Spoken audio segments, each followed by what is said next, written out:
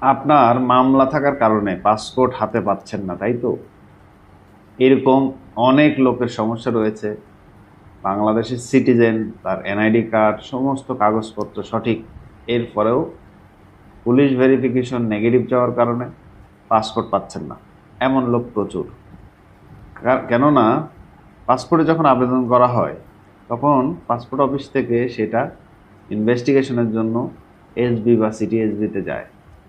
সেখানে যদি আপনার নামে মামলা থাকে তাহলে সেই মামলা উল্লেখ করে দেওয়া হয়। উল্লেখ করে দেওয়ার পরে এটা পাসপোর্ট অফিস, যেহেতু মামলা আছে, এই অনুসন্ধানের প্রেক্ষিতে পাসপোর্টটা আর দেয় না।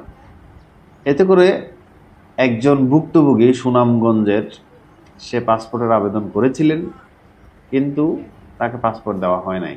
তার একটা মামলা আছে, এই এই অজুহাতে তাকে পাসপোর্ট দেওয়া হয় নাই। না দেওয়া হলে তিনি হাইকোর্টে একটি রিট করেন। রিটের প্রেক্ষিতে হাইকোর্ট বিভাগ একটা অর্ডার করে যে আগামী 15 দিনের ভিতরে তাকে পাসপোর্ট দিয়ে দেওয়া হোক, আদেশ।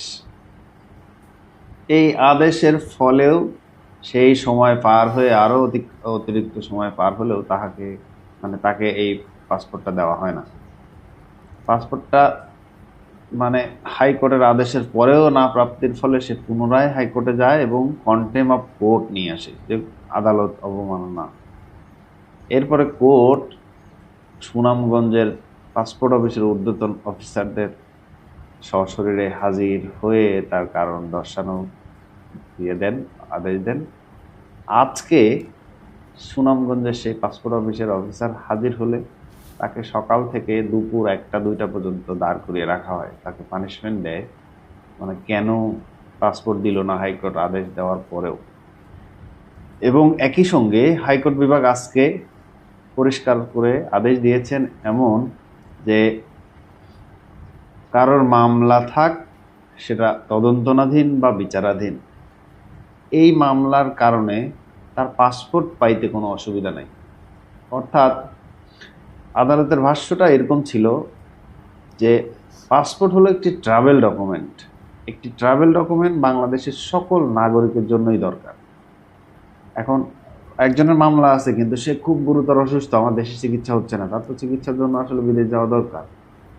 এখন কেউ একজন ধরেন মামলা করছে বা মিথ্যা মামলা করছে, এটার কারণে আমার পাসপোর্ট হবে না, আমি বিদেশে আমার কাঙ্ক্ষিত চিকিৎসা নিতে পারবো না, ব্যাপারটা এরকম না। কোর্ট এও বলেছে যে বাংলাদেশের প্রচলিত আইনের কোথাও বলা নাই যে মামলা থাকার কারণে পাসপোর্ট দেওয়া যাবে না। যেহেতু আইনে বলা নাই তার মানে এটা দেওয়া যাবে। সুতরাং যেটা প্র্যাকটিস হয়ে আসছে এটা ঠিক না। আমার মনে হয় যে সারা বাংলাদেশের লাখ লাখ ভুক্তভোগীর একটা কঠিন সমাধান, যুগান্তকারী সমাধান আজকে আদালত দিয়েছে।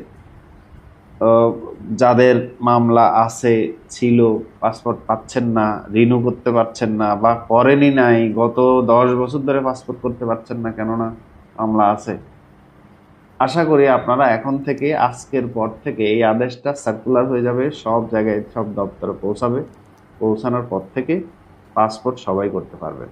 ধন্যবাদ। এটা খুব যুগান্তকারী একটি আদেশ হয়েছে আজকে। ভালো থাকবেন। আসসালামু আলাইকুম।